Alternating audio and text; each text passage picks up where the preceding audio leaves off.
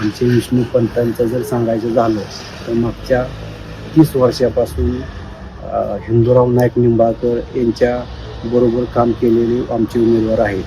ते रणजितदादांच्या खांद्याला खांदा लावून काम करणारं नेतृत्व आहे. त्यांनी आमच्या ढवळ गावात आणि भागासाठी अगदी झोकून काम केलेलं आहे. 2014 पासून चारा छावणी असू द्या, आमच्या त्या 5 गावातला पाण्याचा प्रश्न, पिण्याचे पाणी नव्हते त्या काळात, स्वतःच्या टँकरने दादांच्या मदतीनं त्यांनी 5-10 गावांना भरपूर 24 तास त्या चारा छावणीत झोपायला स्वतः असून जनावरांना, लोकांना सर्वांच्या समस्या त्या काळात दूर केल्यात त्यांनी. त्याच्यामुळे आमच्या त्या 10 गावात त्यांच्या नावाशिवाय दुसऱ्या कोणालाही आमच्या 10 गावातून पसंती नाही.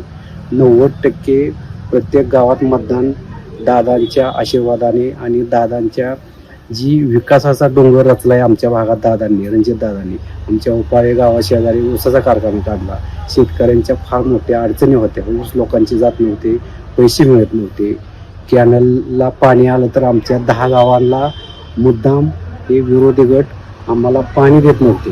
प्रत्येक गावात 2-2 गट तयार केले होते आणि एकाच्याच अर्ध्या गावाला पाणी सोडायचे, अर्ध्या गावाला सोडत नव्हते. ज्यावेळेस ह्यांच्या दारात जायचे, लोक पाया पडायचे, त्यावेळेस दुसऱ्या गटाला ते पाणी द्यायचे. अतिशय लोकांची पळवणूक केली आणि पाण्याला राजकारण करून पाण्याच्या नावाखाली मागच्या 30 वर्षापूर्वी ह्यांनी पैसे कमावले, त्याच्यात राजकारण केलं. लोकांना फक्त 30 वर्षे पाण्याचंच फक्त अर्धा टीएमसी पाणी आणले आणि 30 वर्षे लोकांच्यापासून मतदान घेतले, लाल दिव्यात फिरले 30 वर्षे. आणि आता सांगतात साखरवाडीच्या सभेत की आम्हाला विकास करण्यासाठी ताकद मिळाली नाही. ताकद तुम्ही फक्त लाल दिवा मिळवण्यासाठी घालवल्यानंतर विकास कामाला कशी ताकद मिळणार?